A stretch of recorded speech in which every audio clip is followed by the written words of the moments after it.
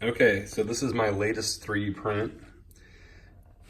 Let me just show you what it looks like all the way around.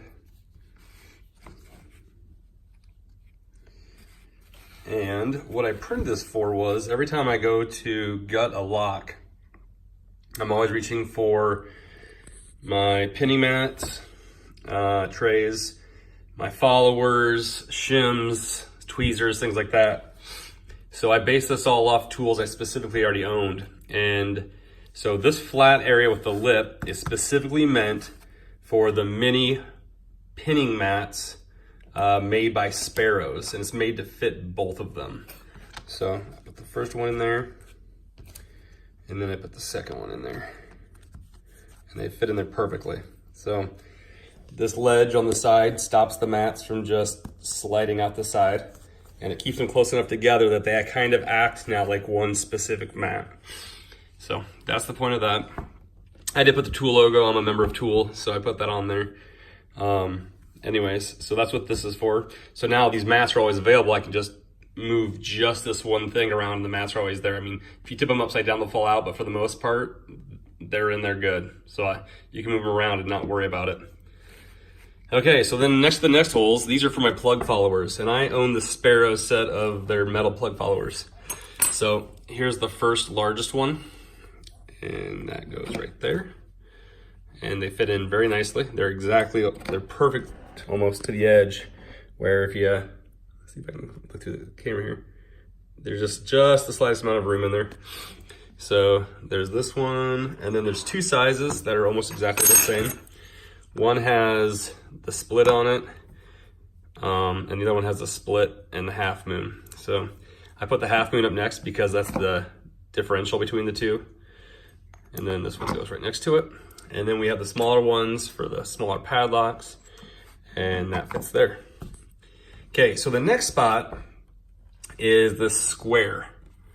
And these are shims by Lab. Sorry. Yeah, they're shims by the company Lab. Now this is a big box, and like when I bought this, I only got it with 25 shims, as you can see.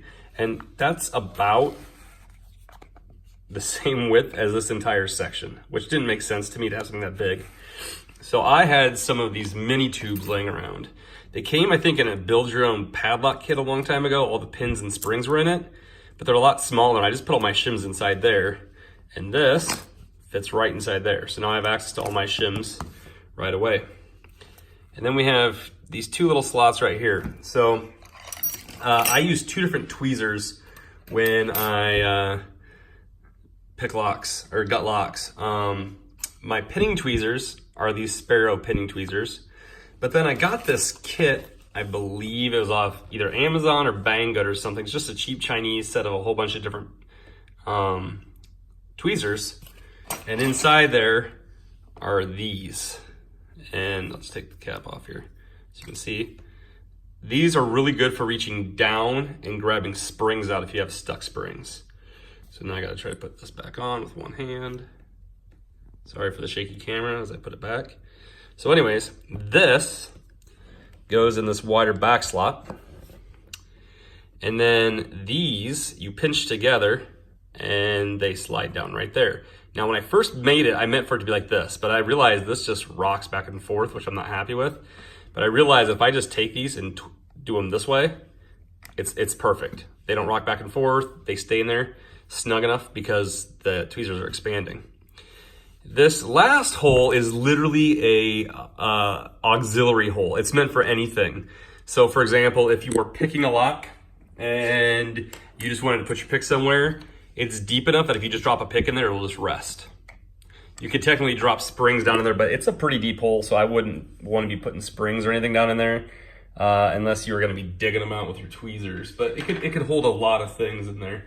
I mean, if you got the keys, you could take your keys and just drop them in there for now, for the time being after you open it up. It's just literally meant for, I have something that I need to fit in there, so that's what that hole's for. It's just extra.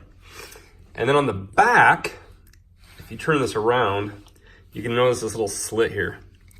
And what this is for is, I know a lot of people use that fancy tool you can buy from Huck or whatever to get the clips off the back of locks. But a long time ago, I bought a rekeying kit for a Kwikset, and it came with this, I think it's called a pickle fork. I don't know what the actual name is, but it came with this.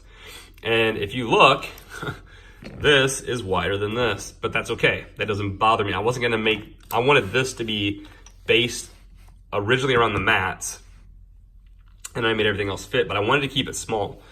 So I taper this down here, and I keep it open on this end when it's closed off on this end. And, excuse me, I have a cold. Anyways, this is for holding your pickle fork. So that just drops down in there like that. And a little bit protrudes, but again, that's not a big deal to me. So I can still pick this whole thing up, move it around, short of tipping the whole thing this way and the pickle fork falling out like that. You tip it this way and you're fine. But again, this is gonna be mostly, it's over here. I'm gonna bring it over here kind of thing. So anyways, this is what I built. It is pretty specific to products. So you have to have the Sparrows plug followers. I know they're pretty much all standard sizes, so I'm sure other plug followers would fit in here. They're meant specifically for the Sparrows pinning mats. The pickle fork, like I said, this could hold anything, and your Sparrows tweezers, but again, probably for the most part, any pinning tweezers would fit in there. This is probably the most like, I don't know what you do. You could probably, let me just try this here. If you wanted to, you could probably just take shims out and just drop them in raw like that without a container.